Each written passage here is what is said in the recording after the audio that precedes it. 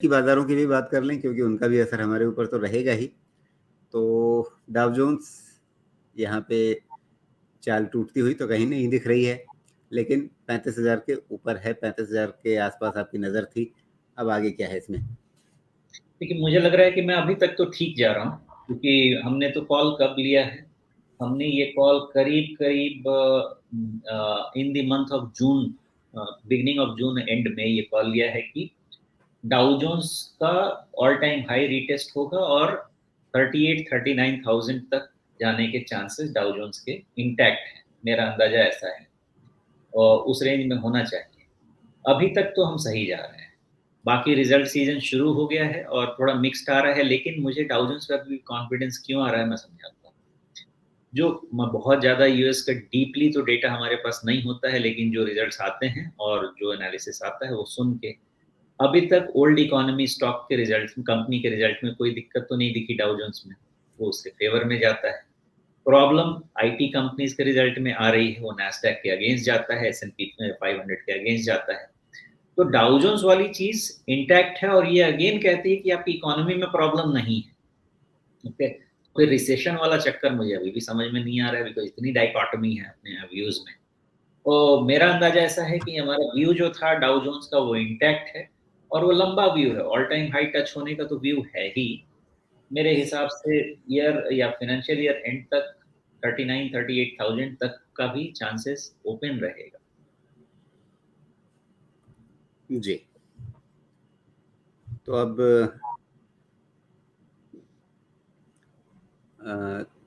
US 500 को देखें तो यहाँ अपनी कटोरी बनी हुई है और ये उसी तरफ जाता हुआ दिख भी रहा है।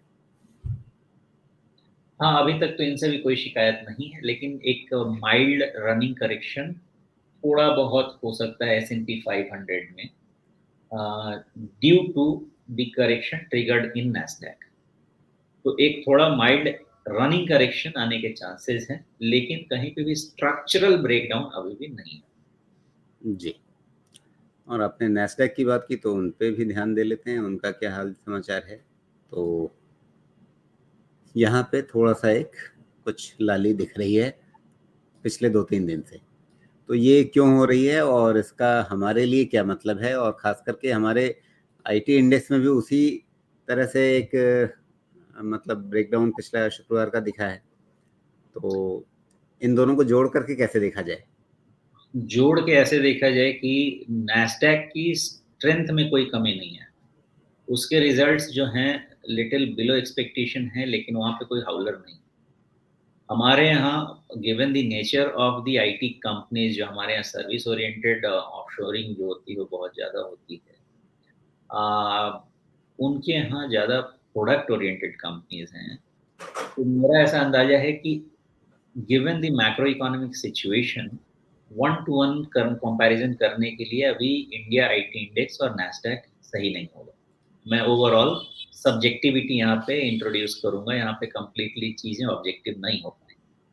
मेरा अंदाजा ऐसा है कि in case of correction in Nasdaq, impact on Indian IT index will be sharper. In case of Nasdaq, अगर यहाँ से कंसोलिडेट करता है, हमारा मार्केट आईटी इंडेक्स भी कंसोलिडेट करेगा।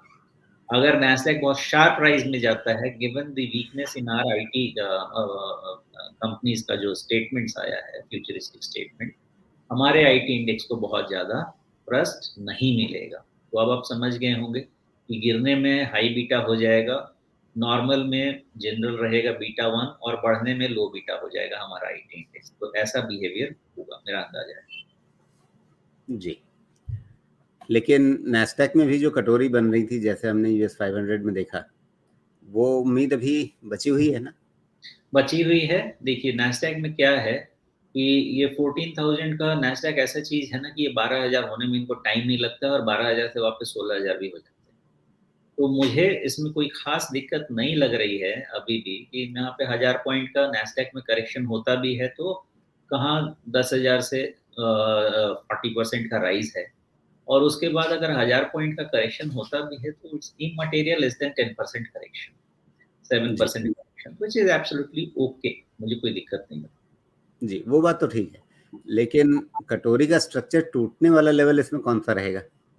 अभी नहीं है, उसको बनने देते हैं। मेन जहाँ पे टॉप बनेगा उसके रिट्रेसमेंट्स फिर रीड करते हैं। अगर प्री एम्प्ट करना है तो बहुत दूर है, बिकॉज आपके पास 12,000 के पहले कोई लेवल नहीं बनेगा कंसीडर करने के लिए कि ये रैली नैस्डैक की फिजल आउट हो जाएगी, बिकॉज 10,000 से 14,500 के ऊपर निकल चुका है शायद ये नैस्डैक। तो इसका रिट्रेसमेंट भी अगर वहां पे आप लेके जाएंगे तो 12,000 के पहले तक तो कोई दिक्कत नजर नहीं आनी चाहिए मेरे अंदाजे से।